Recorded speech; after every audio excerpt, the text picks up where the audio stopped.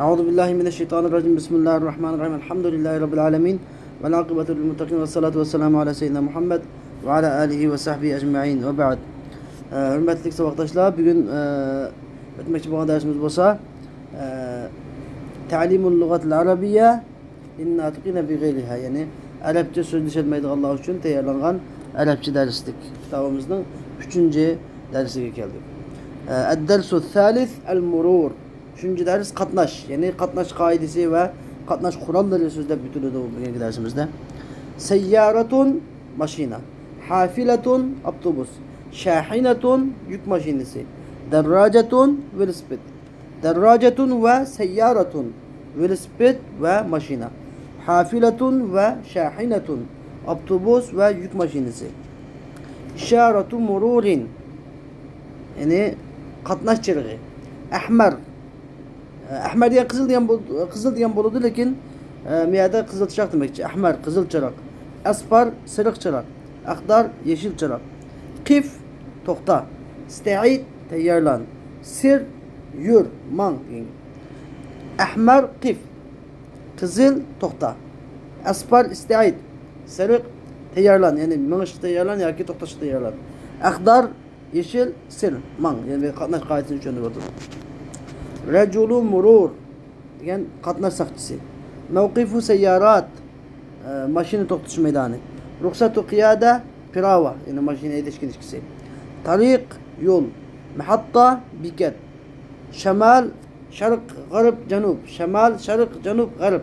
Uyg'urchada o'xshash. Shimal sharq janub g'arb o'xshaydi. Busala kompas. Bugünkü dersteki tedrib ko'nikmalar bo'lsa, mashq ko'nikmalar. Tedrib bu avval birinchi ko'nikma, yani seyyaratun, yani yuqorqi tekstdagi so'zliklarni hammani arabcha uyg'urcha o'qib chiqing. Tedrib sani ikinci mashq bo'lsa, seyyaratun degan so'zni qalamda tutashtirib chiqing. Seyyaratun ustida kelganmi, o'tirdimi, ostida kelganmi? İşaretun degan ustida kelganmi, o'tirdimi, ostida, shuni tutashtirib chiqing deb o'tadi. Uchinchi mashq bo'lsa, murur degan so'z qanchinchi katakchida? Birinchi katakchidami yoki to'rtinchi katakchidami? Shuni shu katakchiga to'g'ri belgisini alomat qo'yib chiqing deb o'tadi.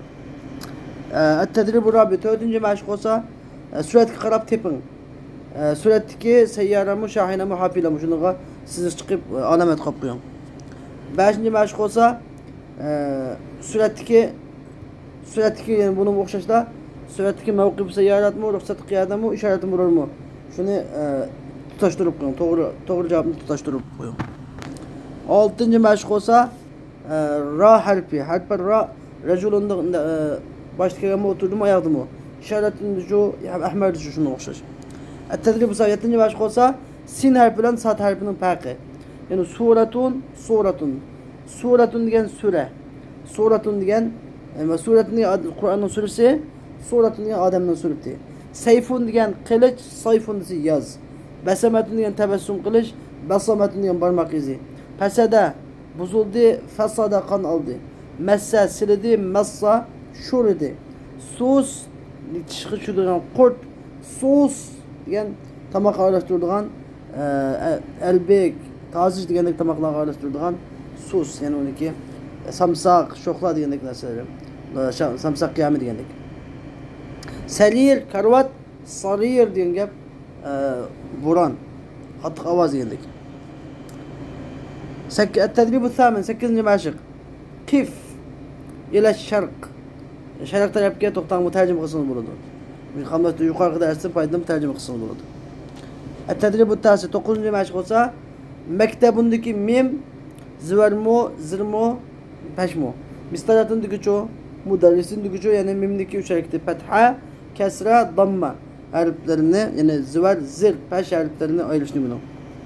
10-chi mashq bo'lsa, bitaqatun, sabburatun, maktabun, kitabun.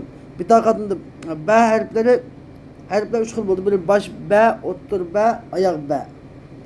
Yani bitaqatunda qaysi ba kelgan, sabburatun qaysi ba kelgan, maktabun qaysi ba kelgan, kitabun qaysi ba kelgan. Yani bosh ba, o'ttir ba, oyoq ba, yolg'iz ba deb turtib bo'linadi. 11-chi mashq bo'lsa, ba harfini yozishni o'rganing. Ba harfini mana shu suratga qarab, suratga bo'yicha boshdan boshlab qanam yozib, chiqib qo'yib shuni yozib takrorlang deydi. Mana Mana bir şey daha bugünkü dersimiz ahirleşti. Ve ahir davana elhamdülillahi rabbil